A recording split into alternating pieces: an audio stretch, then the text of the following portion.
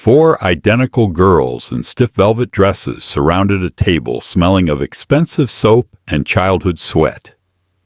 One leaned in breath warm against the stranger's ear. "Pretend you're our mother." She didn't smile. She just looked at her $12 Earl Grey and wondered if she was losing her mind. The silence of Celine's apartment had driven her out. It was her custody-free weekend, the sacred 48 hours, where her 8-year-old son Toby was at his father's house, eating off-brand cereal and watching unrestricted television. She usually spent these weekends wrapped in a cocoon of unwashed sweatpants, staring at the ceiling until the quiet became a physical weight pressing on her chest. Today, she couldn't take it. She needed ambient noise. She needed the illusion of participation in human society. So she found herself at the Gilded Kettle, a pretentious tea room downtown that charged $12 for water run through dried leaves. The air inside smelled aggressively of bergamot roasted nuts and old money. Celine sat in a corner booth, upholstered in worn green leather, the kind that squeaked whenever she shifted her weight. She was halfway through a dry, crumbly lavender scone, brushing the coarse sugar off her black jeans when she saw them. They moved like a synchronized swimming team on dry land. 4 little girls, maybe 6 years old, identical down to the severe blunt-cut bangs resting above their dark eyes. They were poured into matching navy blue velvet dresses with rigid white lace collars that looked like they scratched terribly. They didn't look like children. They looked like Victorian ghosts haunting a luxury department store. Celine took a sip of her tea. It was cooling, leaving a bitter metallic film on her tongue. She watched them over the rim of her porcelain cup. They were weaving through the labyrinth of wrought iron tables entirely unsupervised, their black patent leather shoes clicking softly against the hardwood floor. Then they stopped. All 4 pairs of eyes locked onto her. Celine didn't look away, but her stomach gave a dull, involuntary thud. She wasn't a kid person. She was a Toby person. Other people's children were unpredictable sticky variables. They approached her table in a unified front. The smell hit her first, a mix of lavender baby shampoo, the metallic scent of rainy coats, and the faint, distinct smell of childhood sweat. They stood so close she could see the tiny blue veins at their temples.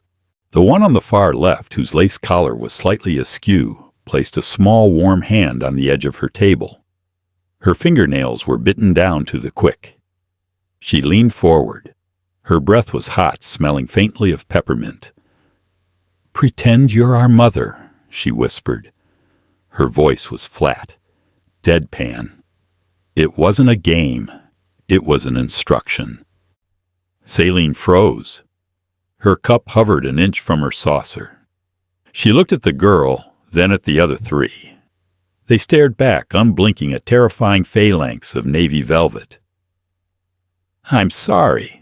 Celine kept her voice low, matching the girl's conspiratorial tone, though her primary emotion was intense bubbling irritation. She had paid $12 for this tea. She had put on hard pants. She was not doing improv. "Just for a minute," the second one chimed in.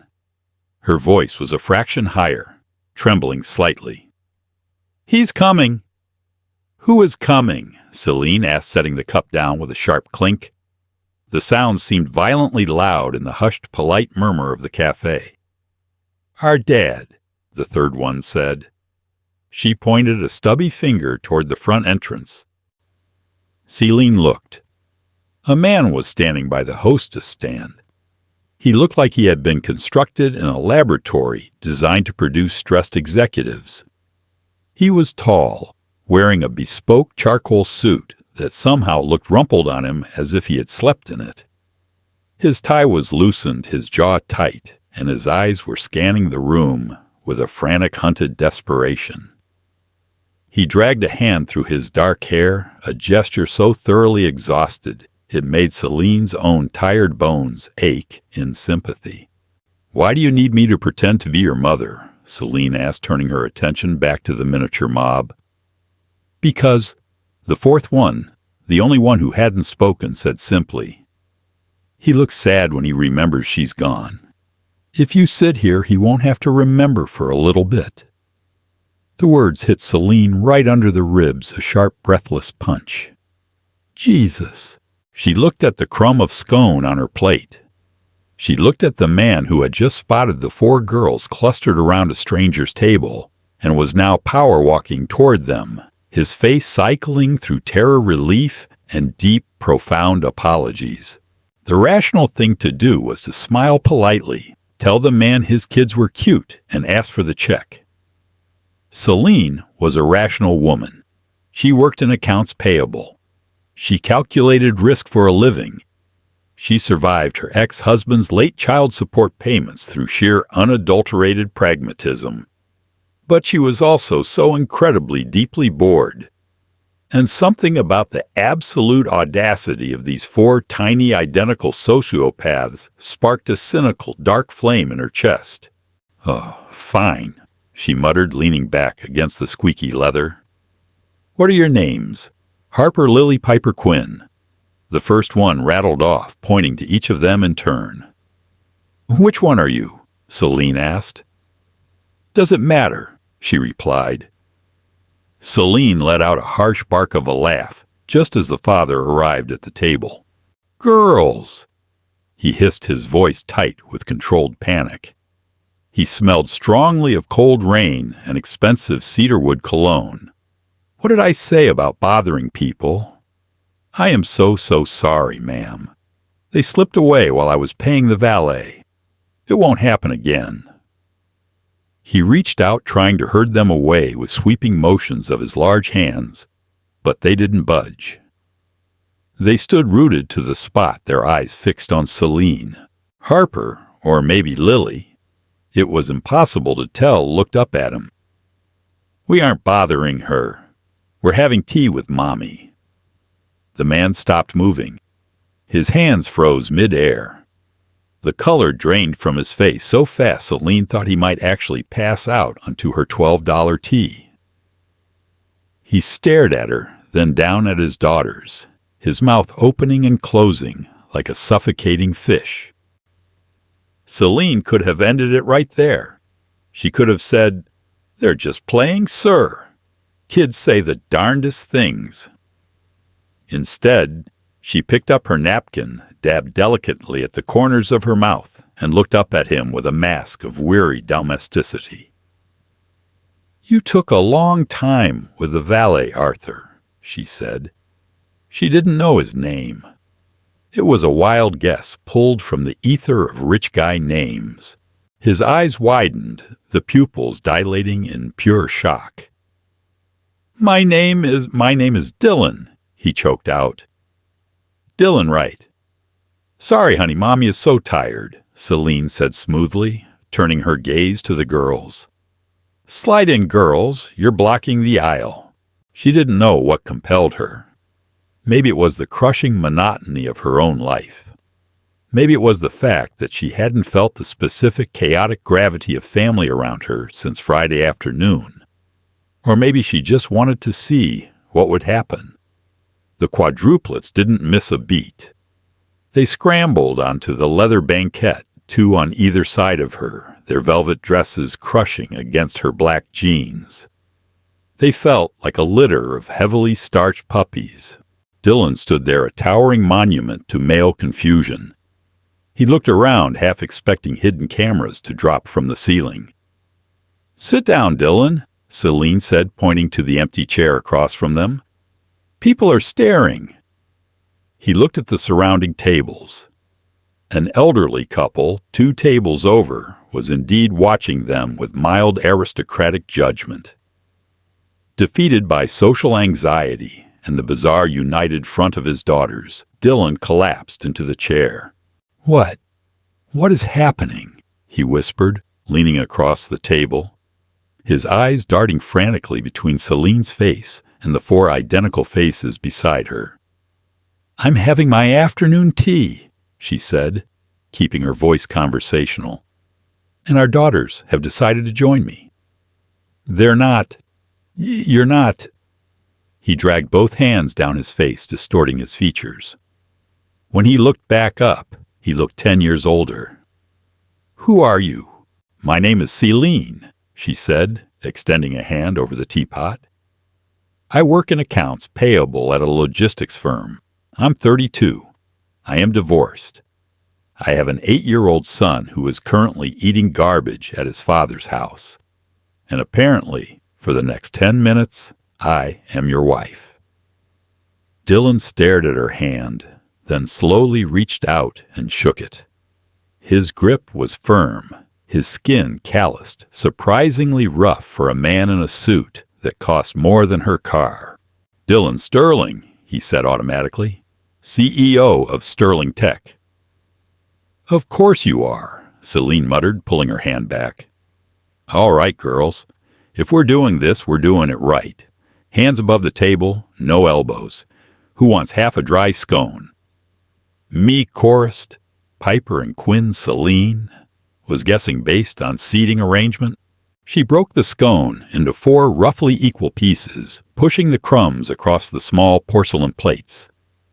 Dylan watched her with a morbid fascination, like he was observing a complex surgical procedure. "You didn't have to do this," he said, his voice barely above a breath. "I could have just taken them outside."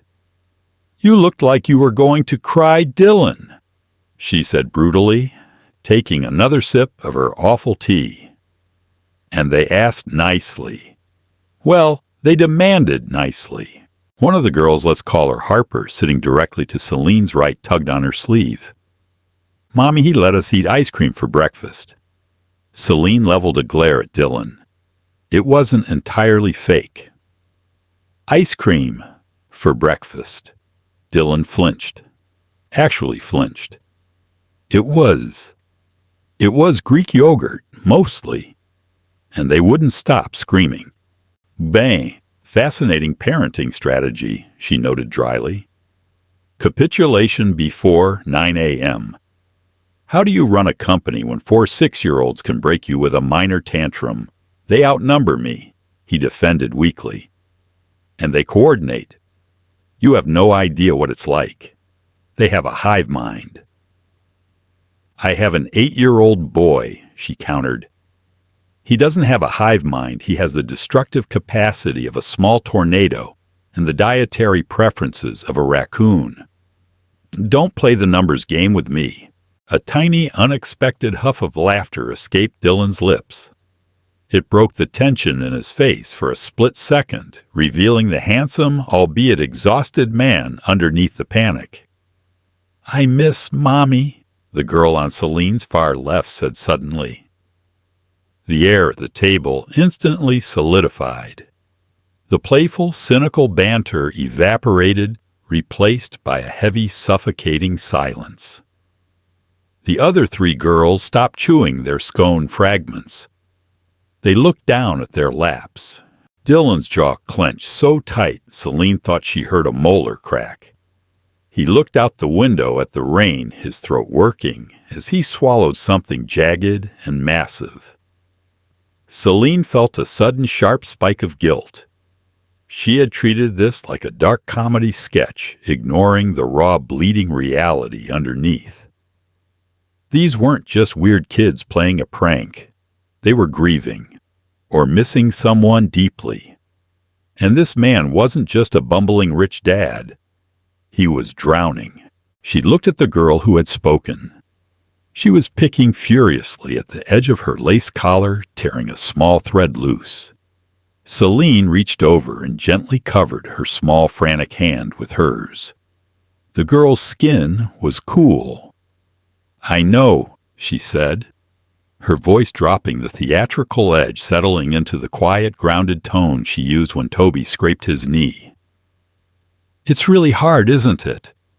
The girl didn't look up, but she nodded a tiny, jerky motion.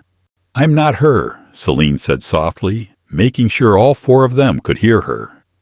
"I can't be her, but I am sitting right here, and your dad is sitting right there, and we're going to finish this tea."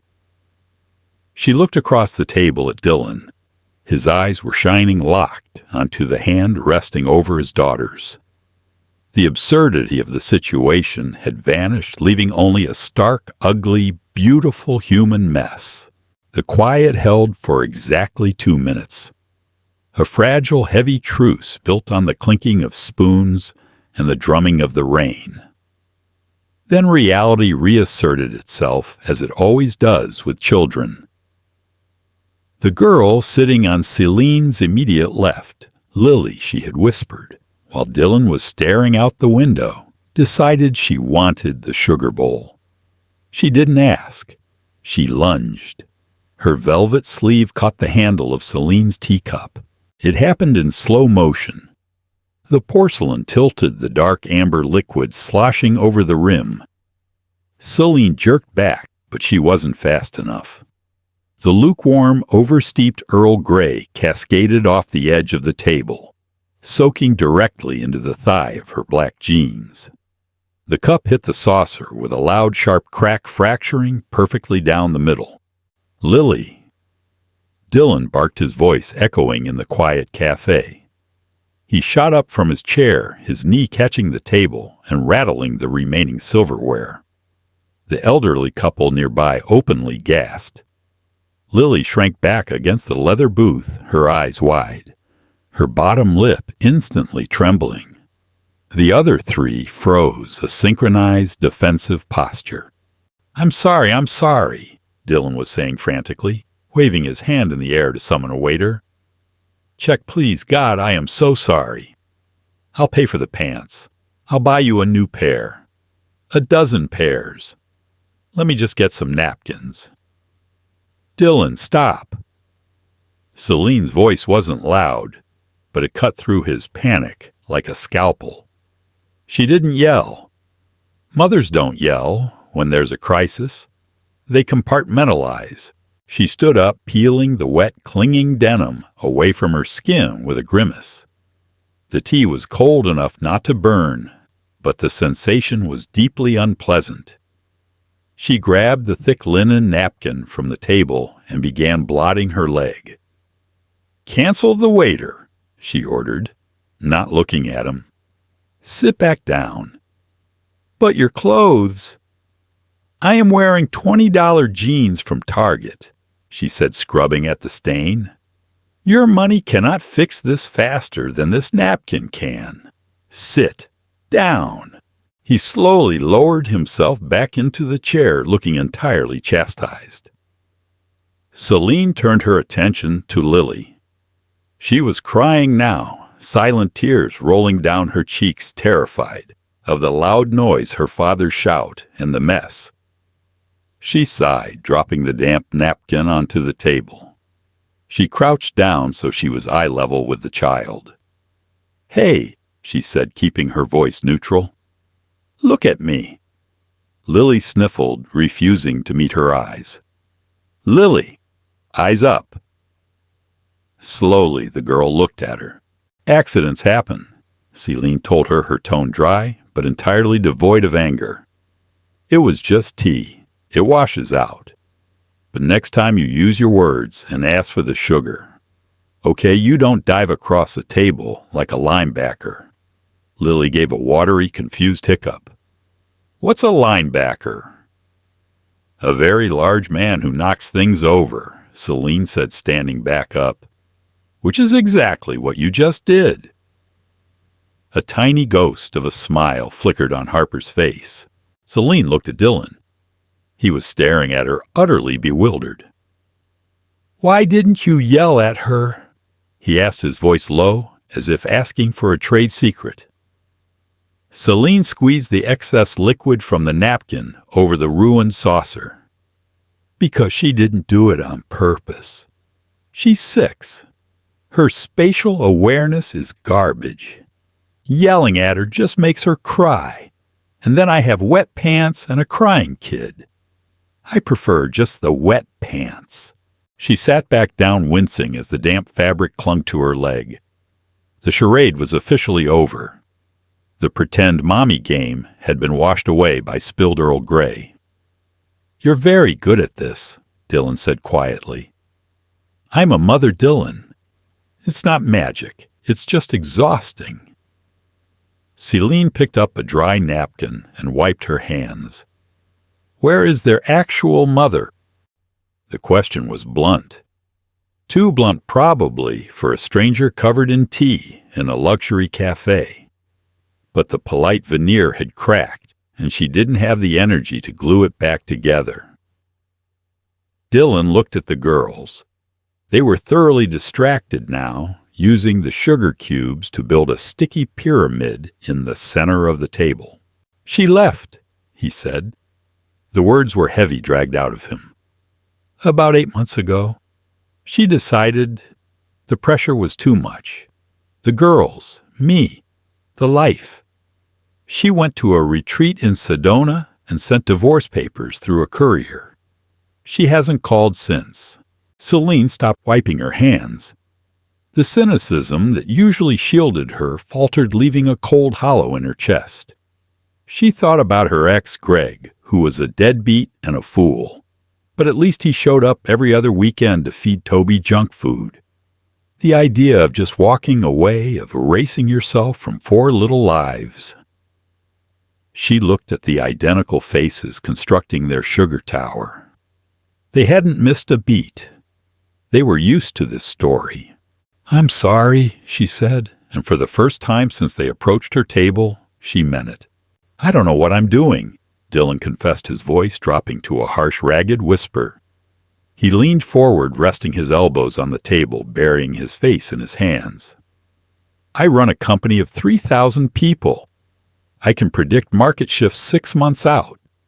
But I can't get them to wear shoes without a negotiation, and they keep coming up to strangers because they are desperate for someone to smell like perfume and tell them what to do." He looked up at her, his eyes bloodshot and raw. "I don't know how to fix it." "You can't," she said simply. He blinked, taken aback by the lack of comfort. "What?" "You can't fix it," she repeated, leaning in slightly. The smell of wet denim and sugar filled the space between them. "You are looking for a strategy, Dylan. A corporate restructure. There isn't one. Your wife abandoned them. That is a permanent wound. You don't fix it. You just bandage it every day until they learn to walk with a limp." Dylan stared at her. People probably didn't talk to him like this. People probably offered platitudes or casseroles or expensive child psychologists. They didn't sit in wet pants and tell him his kids were permanently damaged. He swallowed hard. "That's deeply depressing." "That's reality," she countered. She gestured toward the girls. "They don't need you to fix it. They need you to stop looking panicked every time they look at you. They need you to stop giving them ice cream for breakfast out of guilt. They need a father, not an apologetic hostage." Silence stretched between them again, but this time it wasn't awkward. It was the silence of a torn-down building, the dust settling. Suddenly, Quinn or Piper Celine, still wasn't sure, knocked the sugar pyramid over with a violent sweep of her hand. Cubes scattered across the mahogany table, a few clattering to the floor. "I'm bored," she announced loudly. Dylan looked at the scattered sugar, then at his daughter. He didn't panic. He didn't look at Celine for help.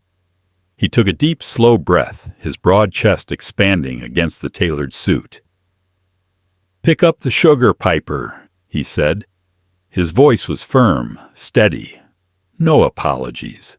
Piper looked at him, surprised by the tone. She hesitated, testing the boundary. "But now," Dylan said, pointing to the table, "or there is no tablet time when we get home." Grumbling, Piper began collecting the cubes. Dylan looked across the table at Celine.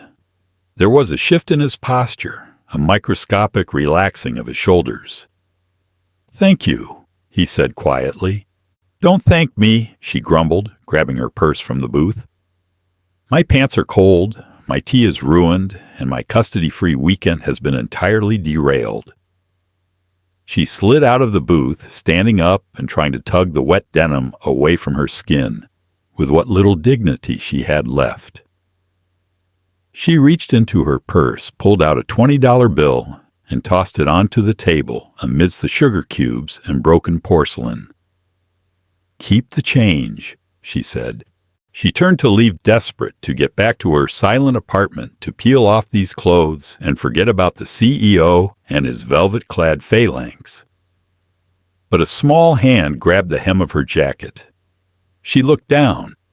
It was Lily, the one who had spilled the tea. She was looking up at Celine, her dark eyes huge and solemn.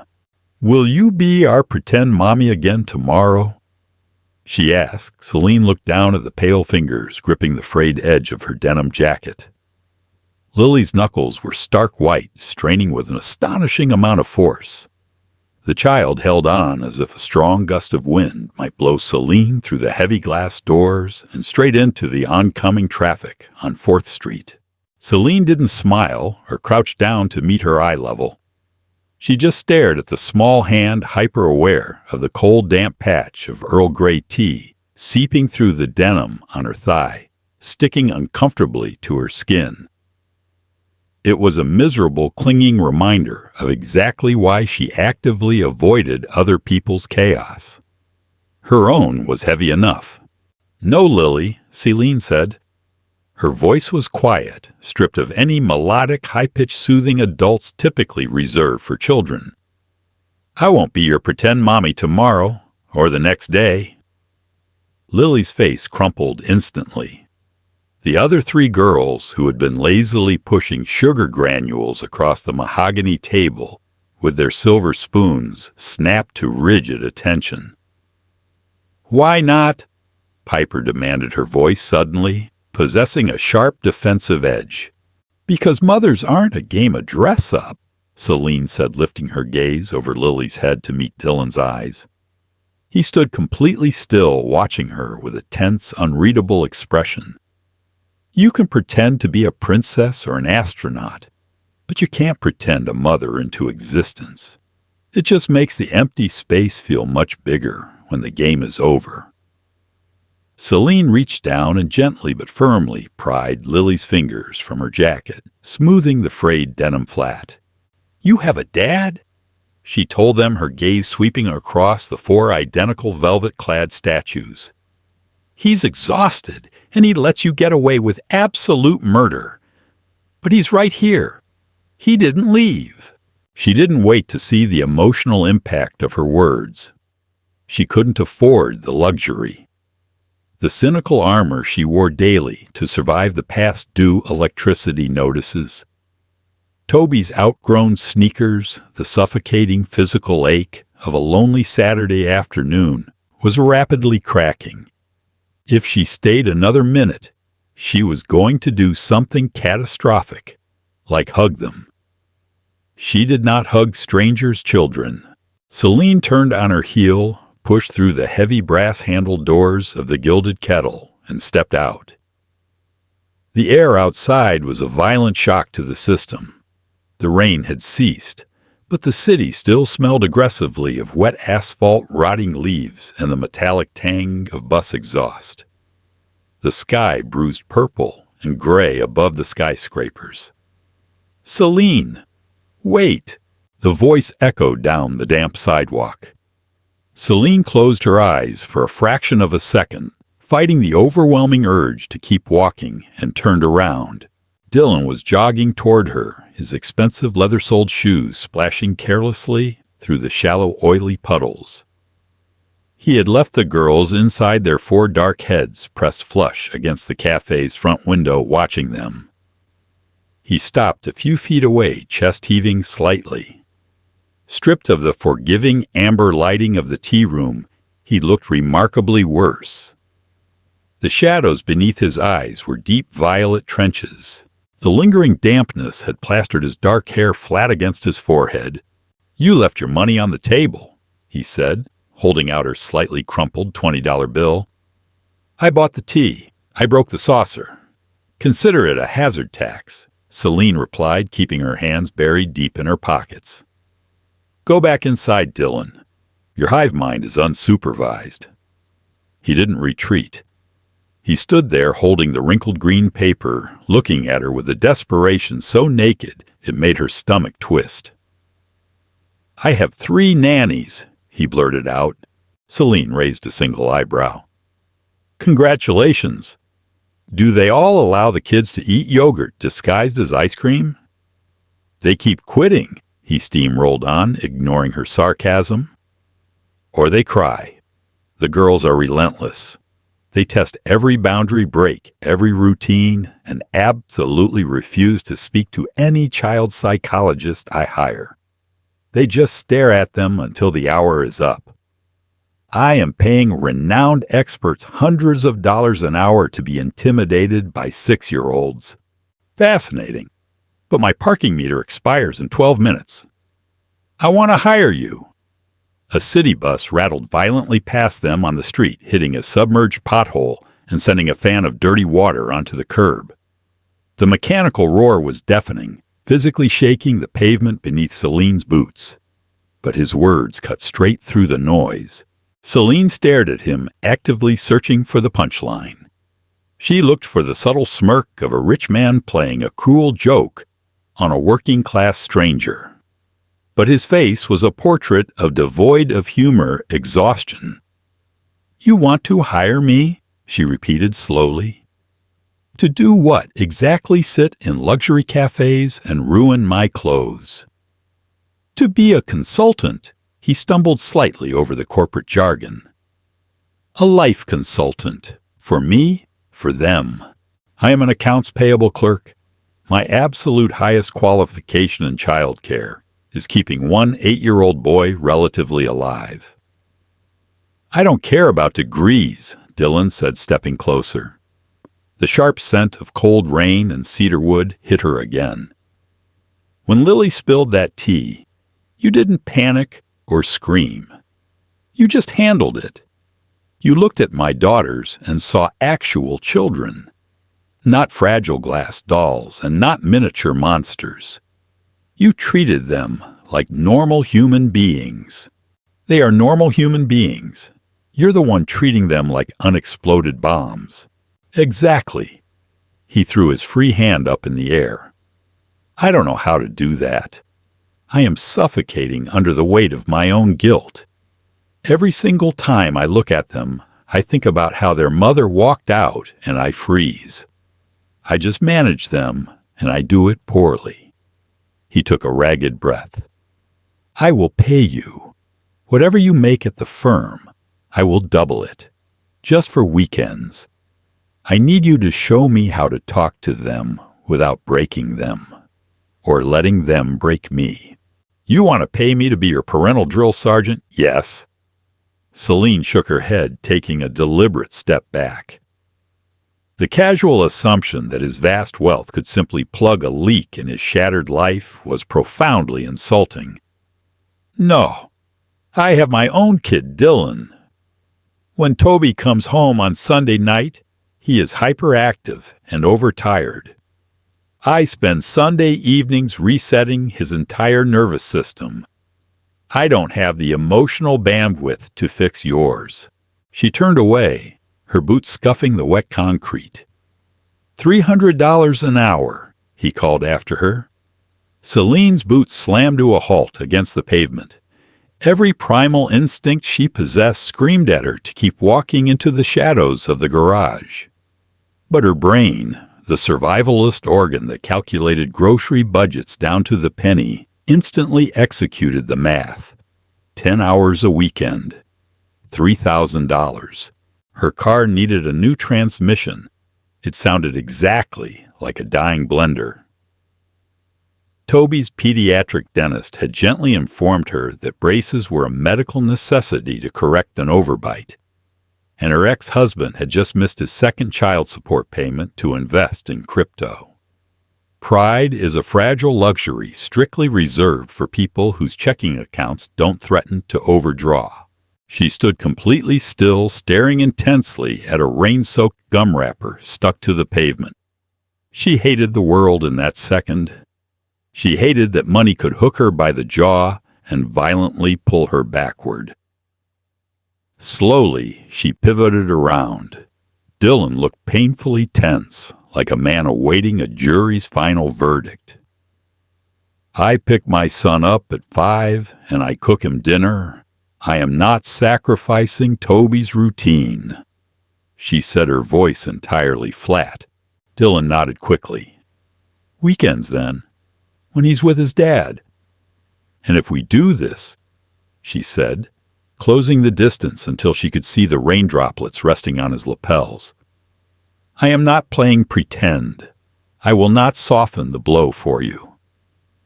I understand. And you listen to me. She pointed a stiff finger directly at his chest. If I tell you to put them in time out, you do it without hesitation. I will not be undermined by a man who thinks throwing $100 bills at a tantrum constitutes a parenting strategy.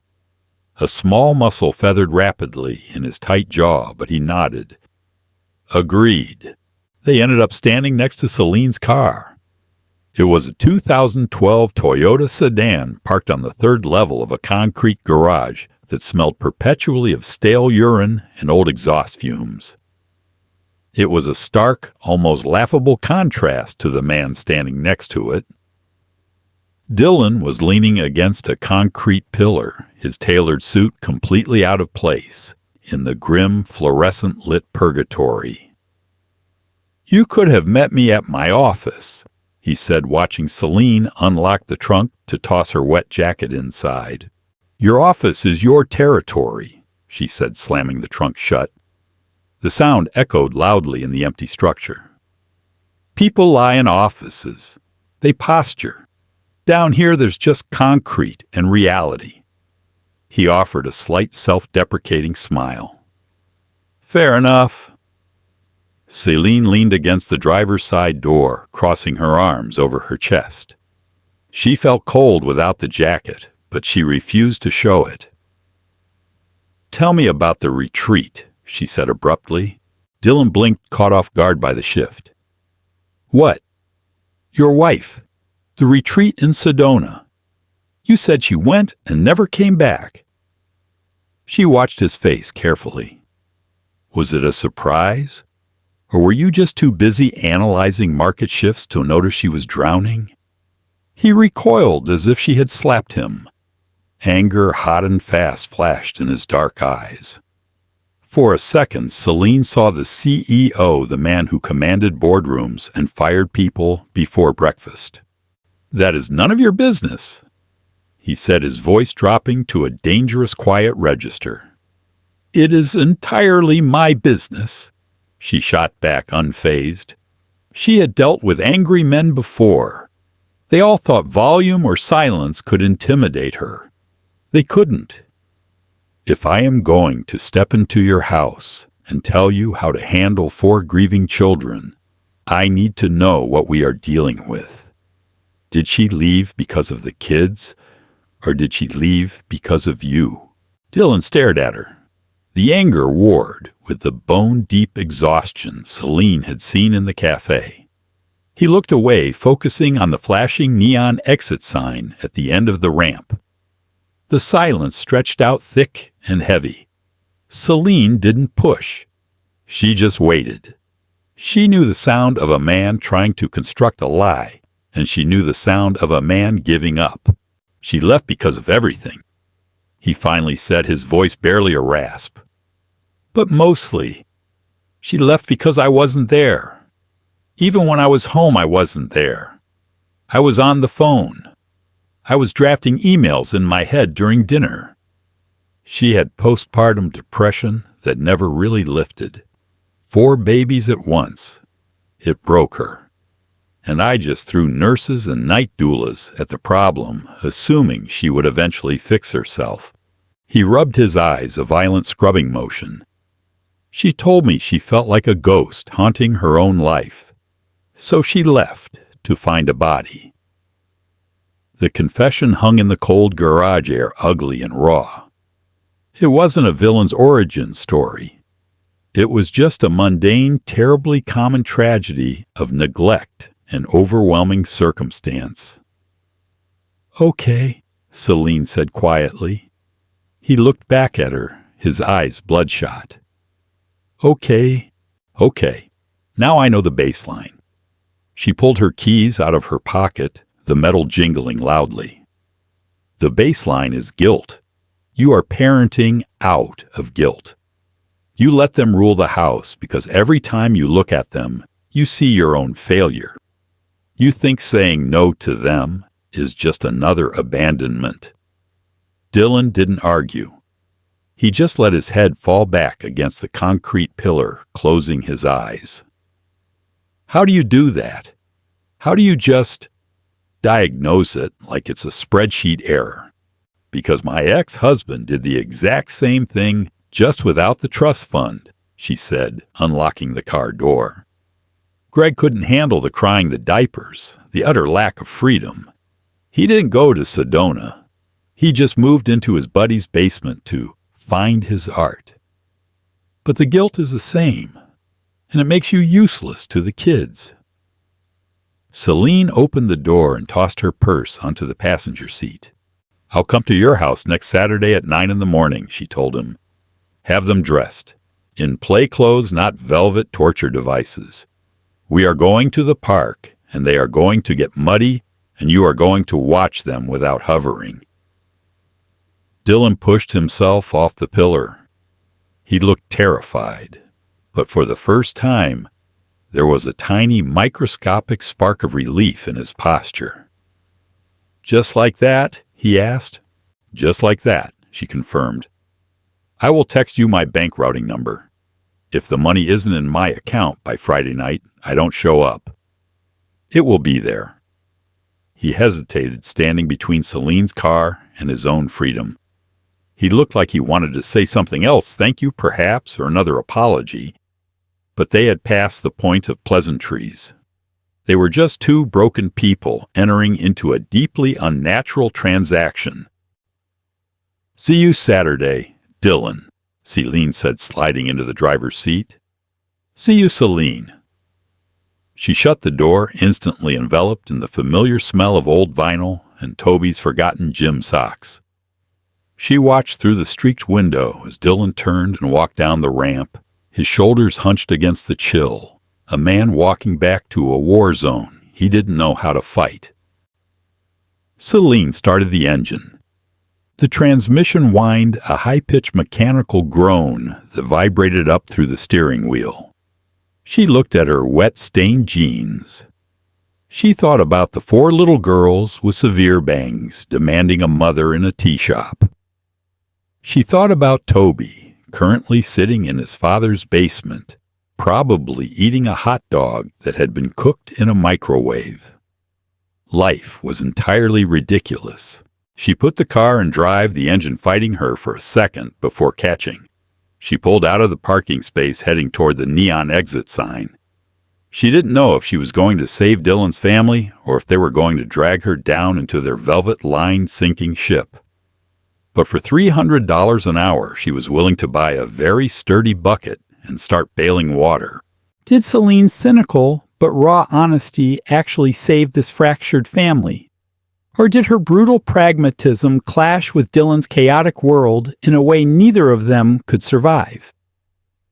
What happens when the line between a paid arrangement and genuine connection starts to blur? We want to know what you think. Drop a comment below with your predictions. Hit that like button if you loved Celine's no-nonsense attitude. Share this video and subscribe for the next part.